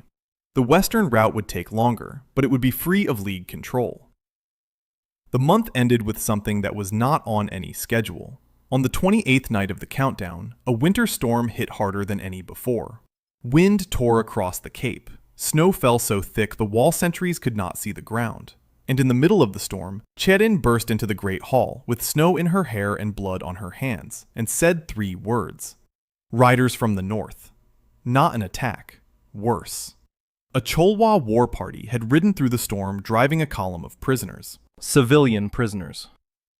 Captured from border villages south of the steppe, the war party had passed within a mile of Sohwa's wall, heading east toward the main Cholwa camp. Cherin's scouts had seen them. 80 prisoners, women and children mostly, tied to horses, being dragged through a blizzard. The riders numbered about 60. Gonyeol looked at Cherin. He looked at Sojuan. He looked at the storm howling outside the windows of the hall he had built for warmth and safety. He was not a soldier. He did not fight. He built. But 80 people were being dragged through a killing storm, and his wall was warm, and his stores were full, and the riders were 60, and his garrison was almost 200. He asked Cherin if her riders could intercept in the storm. She said they could ride in anything. He asked Juwon if the garrison could hold the wall with a reduced force. Juwon said 20 men on the wall was enough in a blizzard when no army could approach. Gonyeol told Cherin to take 40 riders. He told her to bring the prisoners back. He told her no unnecessary killing. Cherin grinned. It was not a kind grin. She said the prince was learning. Then she was gone, into the storm. with 40 steppe warriors who had grown up riding in weather that killed southern soldiers in their saddles. They were back before dawn. 83 civilians stumbling through the gate, frostbitten, starved, terrified, some carrying children. Minhoso had the Lazar house ready. Grandma Pak had the kitchen running. Yuna had already calculated the supply impact and adjusted the rationing tables. The rescued civilians were from 3 different villages. None of them had ever heard of Sowa until they walked through the gate and found warm water and hot food and a doctor who checked their injuries, and a woman with a ledger who asked their names and skills and wrote them down in a book as though they mattered enough to record. Charon came back last. She dismounted and walked to Gonyeol, who was standing in the snow by the gate. She was covered in ice and someone else's blood. She said 60 riders would not be bothering anyone again. She said the storm did half the work. Then she looked at him for a long time and said something she had clearly been thinking about for weeks. She told him she had chosen him. Then she turned and walked to the stable without waiting for a response. Gonyeol stood in the snow and watched her go and did not know what to say. So he went back inside and drew the next blueprint, because drawing was the one thing he always knew how to do. Month 12. The last building of the first year. Gonyeol had thought about this one longer than any other. 11 structures stood on Sowa: well, wall, barracks, forge, granary, Lazar house, great hall, port dock, lighthouse observatory, winter garden, drafting tower. Each one was a system. Each one connected to the others through water or heat or function. But they were still separate. 11 buildings on a cape. Not yet a settlement. Not yet a place that held together as one idea. The 12th building would change that. Gonyeol called it the connector. Everyone else would come to call it the spine. It was a covered stone causeway running the full length of Sohwa, from the wall gate in the north to the port dock in the south. Roofed against weather, lit by oil lamps and wall niches, wide enough for a cart. Branching at 6 points to connect every major building: the barracks, the forge, the granary, the great hall, the Lazar house, the drafting tower. Each branch was sized for its purpose. The forge branch was wide, with a reinforced floor for heavy loads. The Lazar house branch had smooth walls and gentle curves, so stretchers could pass at speed. The drafting tower branch was narrower, but taller, to accommodate the long blueprint tube Seon carried. Along the causeway's length, Gonyeol built alcoves, sheltered spots where people could stop, sit, talk, wait out a sudden squall. Each alcove had a stone bench and a small window and enough cover to make a person feel contained without feeling trapped. These were not strategic. These were not defensive. These were the spaces where a settlement became a community, where a soldier and a steppe rider and a draftsman and a cook could cross paths and stop and share a word. When the spine appeared, it did something that none of the individual buildings had achieved alone. It made Sowa feel like one place. You could walk from the wall to the dock without ever stepping into the open. You could move supplies from the granary to any building without losing them to weather. You could carry a wounded person from the wall to the Lazar house under cover in 3 minutes. The cape was no longer a collection of structures. It was a body, and the causeway was its circulatory system. Gonyeol stood on the lighthouse platform the morning after the spine appeared and looked down at Sowa. 12 buildings, almost 1,000 people, a wall that had broken a 300-rider assault, a forge producing iron, a port trading with the south, a winter garden growing food year-round, a doctor performing surgery, a treasurer balancing books, a draftsman designing futures, a captain rebuilding a ship, a princess growing trees beneath glass. 1 year. On the anniversary of his arrival, the old teacher came, Master Bakwon-su, the only person in the capital who had never believed the fourth prince was worthless. He arrived on the afternoon supply ship. He was 70, thin, white hair, a walking stick made from a branch that Gonyeol remembered from childhood lessons. The same stick he had used to point at characters on a teaching board 30 years ago. He climbed off the ship slowly. So Juwon met him at the dock and offered an arm, and the old man took it and climbed the ramp to the causeway and stopped. He looked at the covered stone corridor stretching north toward the wall. He looked at the lamp niches and the alcoves and the branching paths. He walked slowly. He stopped at the forge and listened to the water bellows. He stopped at the granary and counted the ventilation channels. He stopped at the Lazar house and watched Min Hoso treating a patient through the open door. He stopped at the winter garden and stood under Yuri's apple tree, which was now full grown and heavy with fruit in the middle of winter. He did not speak, not once. He walked the entire length of Sowa in silence, while Gonyeol walked beside him and also said nothing. When they reached the great hall, Gonyeol opened the doors. It was evening. The hall was full. 300 people at the long table. Soldiers, step-riders, craftsmen, fishermen, children, the old cook and the young draftsman, and the foreign captain, and the doctor with her long pipe, and the quiet princess with a blossom in her hair, and the treasurer with a ledger open beside her plate.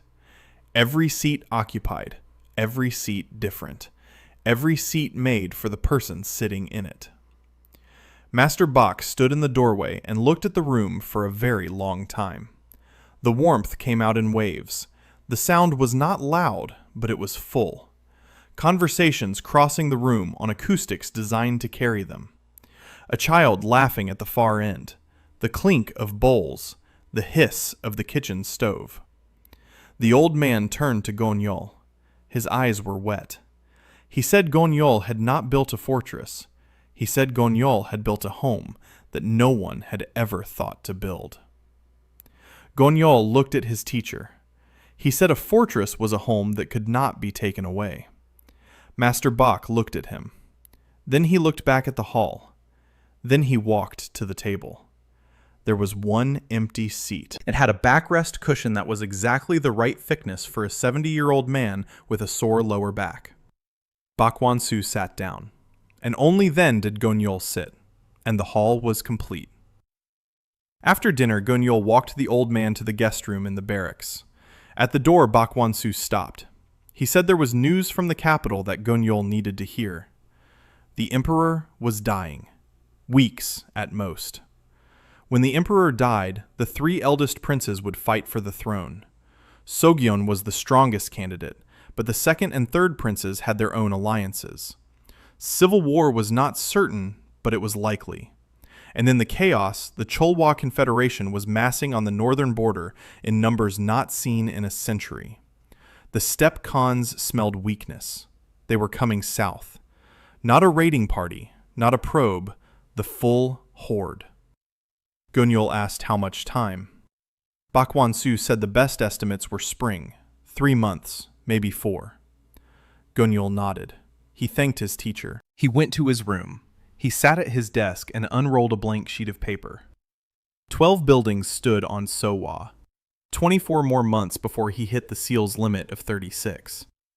But the horde was coming in 3 months. 3 buildings. That was what he had. 3 buildings to prepare Sowa for the largest military force this continent had assembled in 100 years. He picked up his brush. He started drawing. The first line was a second wall. 3 months. 3 buildings. Gonyeol did not sleep the night after Bak Wan-su's warning. He sat at his desk and drew until dawn, and erased and drew again. The problem was not complexity. The problem was sequence. If the horde arrived before the second wall was finished, Sowa would face 100,000 riders with 1 crescent of stone and 200 defenders.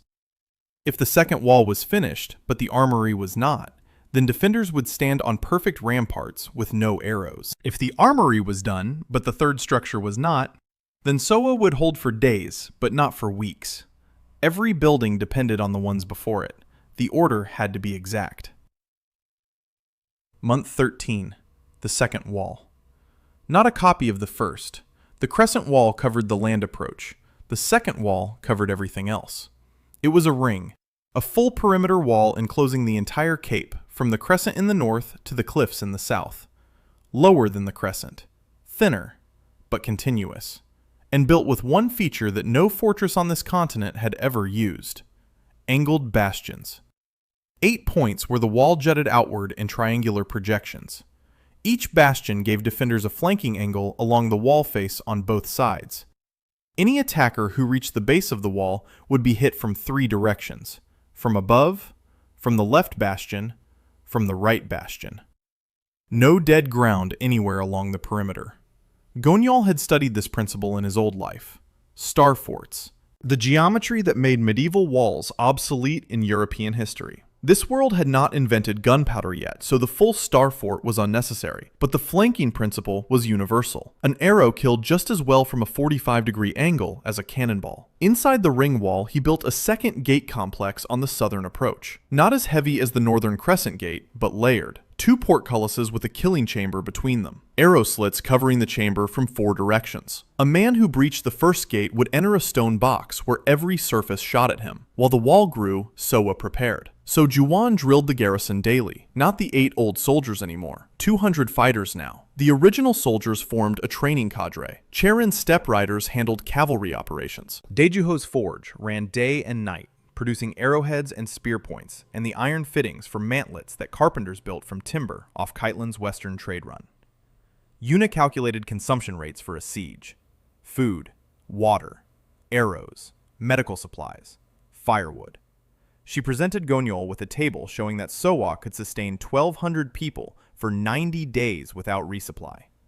If rationing was imposed, the number stretched to 120. Minhoso organized the Lazar House for mass casualties. She trained 4 assistants from among the refugees: basic wound cleaning, splinting, bandaging. She could not train surgeons in 3 months, but she could train people to keep the wounded alive long enough to reach her table. Seon worked with Gonyeol on the blueprints for months 14 and 15. She was not just copying now, she was contributing. The armory design had 3 features that came from her drawings: a loading system that used gravity to move bundles of arrows from storage to the wall without carrying, a ventilation pattern that kept the powder magazine dry in any weather, a roof angle that deflected trebuchet stones by presenting a sloped surface instead of a flat target. Gonyeol looked at her additions and changed nothing. They were perfect. The ring wall appeared on schedule. Gonyeol stood on the crescent tower and looked at his fortress for the first time as a complete defensive perimeter. 2 walls, 8 bastions, 2 gate complexes, overlapping fields of fire covering every approach. The cape was now a closed system. Nothing could reach the interior without passing through at least 2 layers of stone and 3 layers of crossfire. So Juwan walked the new wall and tested every bastion and every arrow loop, and when he came back, his scarred face wore an expression Gonyeol had never seen on it: awe. He said he had served in 12 fortresses across 30 years. He said this was not a fortress. He said this was a machine built out of geometry and stone that turned every attacker's strength into a weakness. He said whoever designed this had fought 1,000 battles in his mind. Gonyeol said something about reading widely. Juwan looked at him, and for the first time, the old commander smiled. He said the prince was the worst liar he had ever served. Month 14. The Armory. Gonyeol designed it as the last thing an attacker would want to face. A subterranean complex built into the rock beneath the crescent wall, 3 levels deep. Top level held the arrow magazine, 50,000 arrows stored in sealed stone racks organized by type, broadheads for cavalry, bodkins for armored targets, fire arrows in a separate ventilated chamber. A gravity feed system ran from the magazine up through stone channels to 6 distribution points along both walls. Defenders could resupply without leaving their positions. Middle level held the general armory: spears, shields, spare bowstrings, mantlet parts, replacement fittings for the gate portcullises, medical supply cache, a secondary water cistern fed from the well in case the surface pavilion was damaged. Bottom level was cold storage. The permafrost layer that ran beneath the cape at depth created a natural refrigerator. Gonyeol had suspected it since the first month when he noticed that the well water came up near freezing even in summer. The bottom level used this cold to preserve meat and medicine and anything else that spoiled. Stone shelves lined walls that stayed just above freezing year-round without any mechanism at all. Nature's engineering. While the armory grew beneath the rock, the political landscape above it cracked open. The Emperor of Sanrio died on the 4th day of the 14th month. Word reached Sowa by fast rider 8 days later. The old man was gone. The throne was empty. And 3 princes began circling each other like wolves over a carcass. Sogyeon moved first. His seal of the commander allowed him to rally troops 3 times faster than normal. Within a week of the emperor's death, he had 40,000 soldiers under his banner and controlled the capital. The second prince, Lee Taegun, held the eastern provinces with support from several nobles who feared Sogyeon's ambition. The third prince, Lee Junhwan, controlled the southern ports and had the backing of the Pyeongsan Trading League, which saw him as the most pliable candidate. Civil war did not erupt immediately. All 3 princes were too smart for that. Instead, a cold standoff settled over the empire. Armies positioned, alliances formed, messages flew. And in the north, the Cholwa horde watched and waited for the right moment. Gonyeol received 2 letters on the same day. The first was from Sogyeon, not veiled this time, direct. The crown prince now styled himself regent and demanded that all imperial fiefs swear fealty immediately. Sowa was specifically mentioned. Gonyeol was ordered to present himself at the capital within 30 days to pledge loyalty and submit to a full accounting of his fief's resources. The second letter was from the second prince, Taegun, a very different tone. Taegun offered alliance. He acknowledged Sowa's strength. He proposed mutual defense. He asked for nothing immediate except Gonyeol's word that Sowa would not support Sogyeon. Gonyeol read both letters at his desk in the drafting tower, while Seon worked quietly on the far side of the room. He read them twice. Then he wrote 2 replies. To Sogyeon, he wrote that Sowa acknowledged the regent's authority over imperial territories. He wrote that travel to the capital was impossible given the Cholwa threat on the northern border. He wrote that Sowa would continue to fulfill its role as the empire's northern shield. He signed it with his full princely title. Every word was technically loyal. Every word was also a refusal. To Taegun, he wrote a shorter letter. He wrote that Sowa did not take sides in succession disputes. He wrote that Sowa's gates were open to any refugee from any province. He wrote that if the Cholwa came south, Sowa would hold the north, regardless of who sat on the throne. He did not promise alliance. He did not reject it. He left the door open without walking through it. Yuna read both replies before they were sent. She said the letter to Sogyeon would make him angry. Gonyeol said Sogyeon was already angry. She said the letter to Taegun would make him hopeful. Gonyeol said hope was better than hostility. She looked at him over her ledger and said he was playing a dangerous game, with 2 people who had armies and he had walls. He said walls were the reason the game was possible at all. The armory appeared on the final day of month 14. Gonyeol walked the 3 levels with Juwon and Cherin. The old commander counted arrows. The step captain tested the gravity feed. They stood together on the bottom level in the cold silence of the permafrost chamber, and Juwon said, Sowa could now survive anything except the ground opening up beneath it. Cherin said the ground opening up was not off the table given the prince's abilities. It was the closest thing to a joke Gonyeol had heard from either of them. 3 days after the armory was complete, Cherin's outriders reported movement on the steppe. Not raiding parties, the main body, the full Cholwa horde, moving south in a column that stretched to the horizon.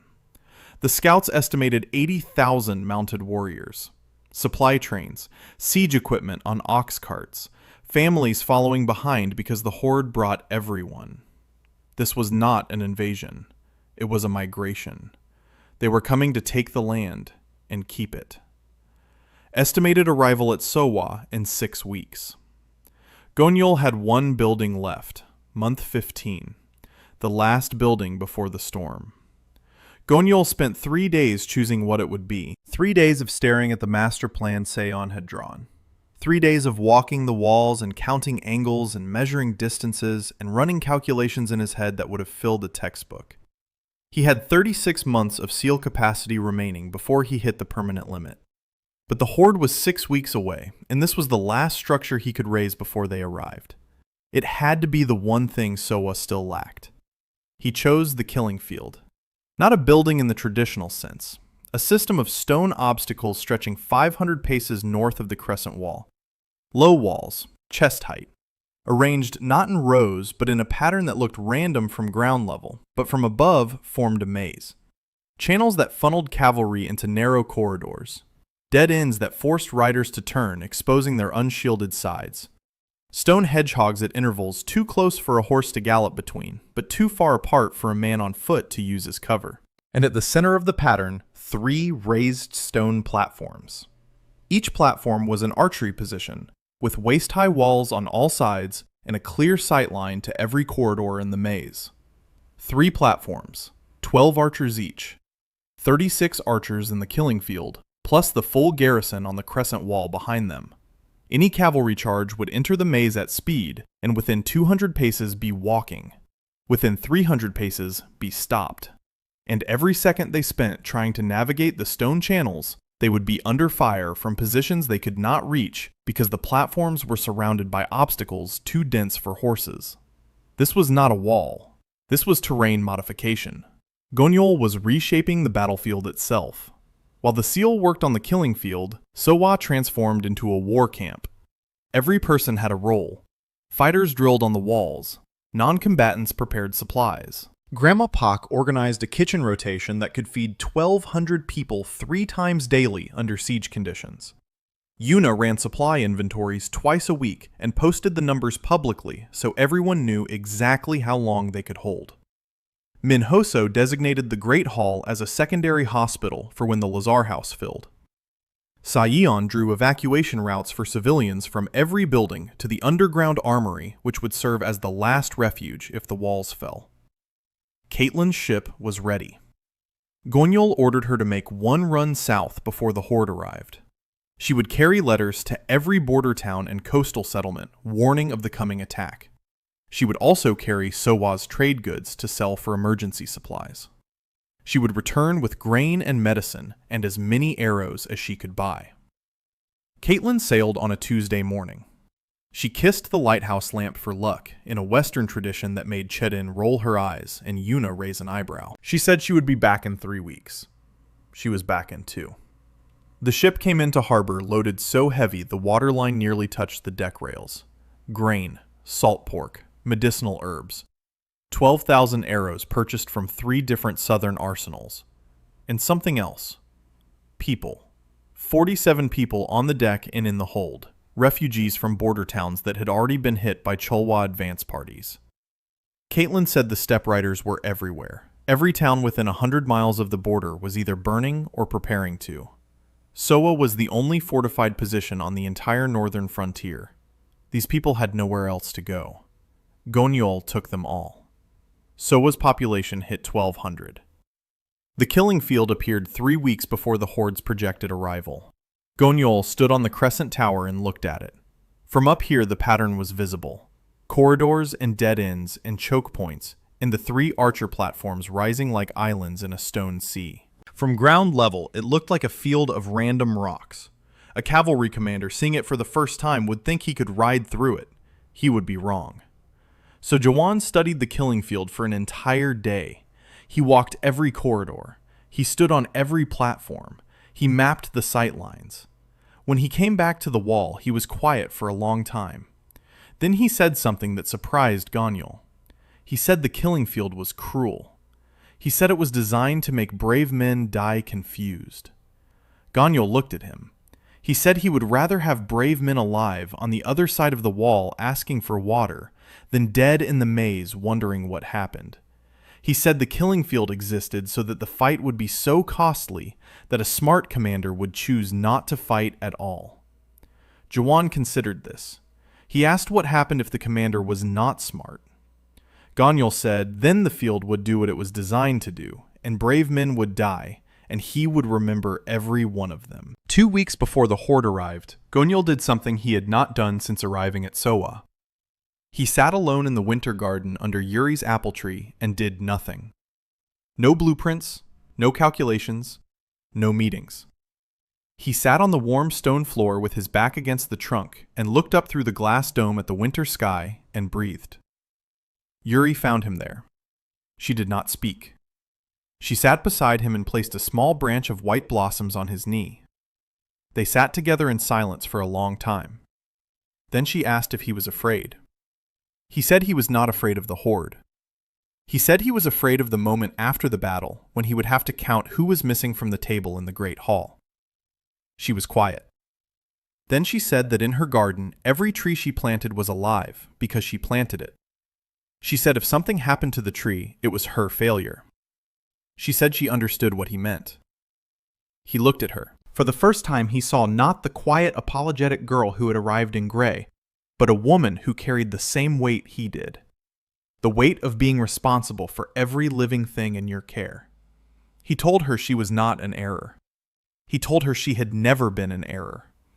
She said he had already told her that once. He said some things needed to be said more than once. She did not cry this time. She smiled, and the smile was worth more than the tears had been. The horde came on a clear morning. No storm to hide them, no fog, just dust. A line of brown clouds stretching across the northern horizon from east to west, as far as any eye could see. Charon's scouts had been tracking them for days. 80,000 riders, 20,000 support personnel, ox-drawn siege carts carrying equipment that the steppe had never used before. Someone had been selling the Cholwa catapults and rams. Gonyeol suspected Pyeongsan. The great Khan of the Cholwa was named Borkul. He was 50 years old. He had united 7 warring steppe clans through a combination of strategic marriages and selective murder. He had never lost a campaign. He rode at the front of his horde on a gray horse, and when he saw Sowa from 2 miles out, he stopped. He had been told about the cape. He had been told about the walls. He had sent 300 riders 8 months ago, and 12 had come back. But hearing about a thing and seeing it were different. The crescent wall curved across the land approach like a granite jaw. Behind it, the ring wall rose with its 8 bastions. Between the walls and his army lay the killing field. 500 paces of stone corridors and dead ends, and raised platforms that even from this distance looked wrong, looked designed, looked like a trap. Borkul was not stupid. He did not attack on the first day.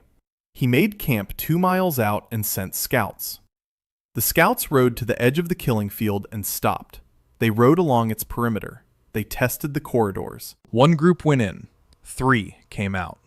The others were stopped by dead ends and choke points and arrows from the platforms where Cherin had positioned her best shooters. The scouts reported back. Borkul listened. Then he did what Gonyeol had not expected. He waited. He waited for 3 days. On the 4th day, a rider approached the crescent wall under a white banner. Not Borkul himself, an envoy. The envoy requested parley.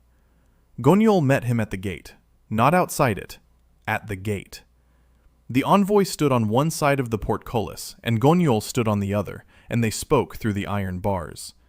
The envoy said the great Khan respected the builder of Sowa. He said the Khan had no desire to waste warriors on stone. He proposed terms. Sowa would open its gates and allow the horde to pass through to the southern lands beyond. In exchange, the Khan would spare the settlement and its people. Gonyeol asked what would happen to the southern lands. The envoy said they would become part of the steppe.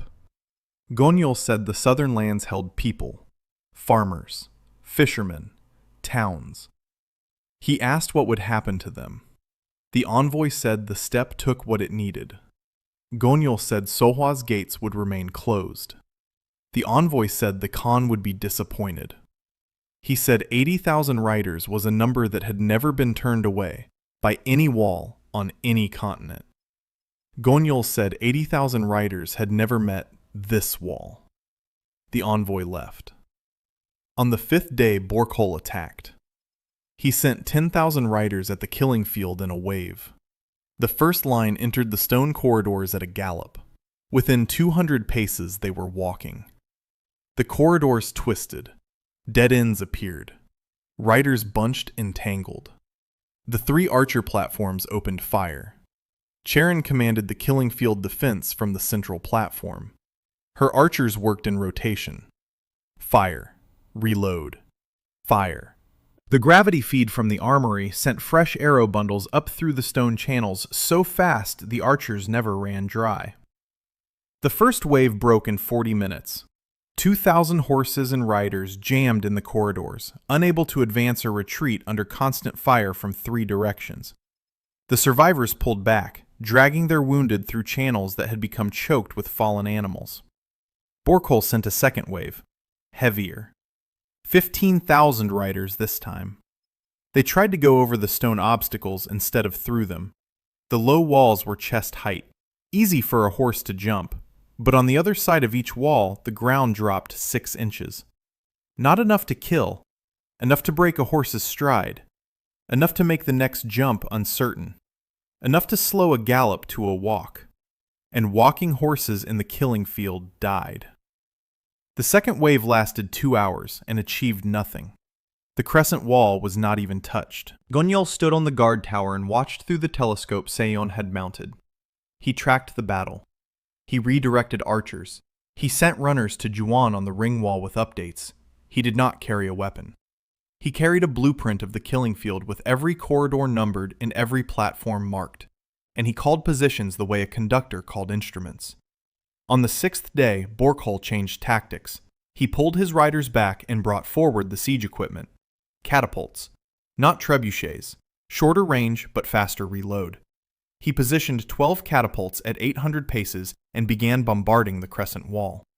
Stone hit stone. The sound carried across the cape like thunder. Inside the wall, the impacts were felt as vibrations through the floor. Children cried. Adults gripped tables and each other. The barrage lasted all day. When it stopped at dark, Gonyeol walked the crescent wall from end to end with a lamp. He checked every surface, every joint, every bastion. Not one stone had moved. The catapults were hitting a wall designed by an engineer who knew the exact energy transfer of stone projectiles at this range. The crescent wall's 7-degree inward angle deflected impact force upward instead of transmitting it through the structure. The wall was not enduring the bombardment. It was shrugging it off. On the 7th day, Borkol brought everything. Catapults firing continuously, riders probing the killing field from 3 directions simultaneously, infantry on foot with ladders approaching through the corridors where cavalry could not go. It was the most sophisticated combined assault the steppe had ever mounted. It lasted from dawn to dusk. Sowa lost 19 people. The steppe lost thousands. The wall held. On the 8th morning, Borkol did not attack. On the 9th morning, he did not attack. On the 10th morning, Charon's scouts reported that the horde was dividing. Half was staying in position before Sowa. The other half was moving east, going around the cape, heading south through the open border, where there were no walls, and no killing fields, and no engineer prints. Borkol was not going to break Sowa. He was going to ignore it. And behind him, the Southern Empire was fighting a civil war and had no army to spare for the northern border. Gonyeol stood on the tower and watched 40,000 riders streaming east, and he understood that the wall had done everything it could do. It had held. But holding was not enough if the enemy simply walked around you. Gonyeol stood on the tower and watched the horde divide, and the engineer in him recognized the moment for what it was. A structural failure. Not of stone, of strategy. He had built a fortress that could not be broken. But a fortress that only protected itself was a monument, not a solution. Sowa was alive. Sowa was unbreakable. And Sowa was about to become irrelevant, while 40,000 riders poured south into an empire too busy fighting itself to notice. He came down from the tower. He walked to the drafting tower where Seon was updating the master plan. He walked to the great hall where Yuna was running siege calculations. He walked to the Lazar house where Minhoso was treating the wounded from 8 days of bombardment. He walked to the stable where Chaden was checking her horses. He walked to the winter garden where Yuri was tending a row of medicinal saplings. He walked to the forge where Yuho was sharpening blades. He walked to the lighthouse where Caitlin was watching the sea. He spoke to each of them separately. Short conversations, the same question, the same answer from every one of them. Then he walked to the wall where Sojuan stood watching the remaining half of the horde camped on the steppe. He told Juan what he intended to do. Juan was silent for a long time. Then he said it was either the bravest or the stupidest thing a commander had ever proposed, and he could not tell the difference. Gonyeol said that was usually a good sign. At dawn the next morning, the gates of Sohwa opened. Not the crescent gate facing the horde, the southern gate in the ring wall facing the port. Chaden rode out with 60 of her best riders. Fast, light, 3 days of provisions. They went south along the coast road, at a pace that would kill lesser horses. They carried letters. Letters to every border town, every fishing village, every farming settlement within 50 miles. The letters said the same thing. The horde was coming. Sohwa would shelter anyone who came. Bring what you can carry. Come now. 3 days later, the first refugees arrived. Then more. Then a flood. They came on foot, on carts, on boats sailing north, hugging the coast. Families with children and bundles and terrified eyes who had heard about the fortress on the Cape and the prince who took people in. Sowa's population doubled in a week. 2,400 souls packed inside the walls. Yuna recalculated everything. Rationing went from cautious to strict. The granary's 8 chambers were opened fully. The permafrost armory level was converted partially to food storage. The winter garden worked overtime as Yuri grew 3 trees a day, fruit trees, fast yielding. Minhoso organized the refugees. The Lazar house overflowed into the Great Hall. Grandma Pak's kitchen ran 20 hours a day. And Gonyeol did the thing he had been planning since the tower. He sent Caitlin south, not to trade, to talk. Her ship carried 1 letter sealed with the princely seal of the 4th prince of Sunryo. The letter was addressed to all 3 princes simultaneously.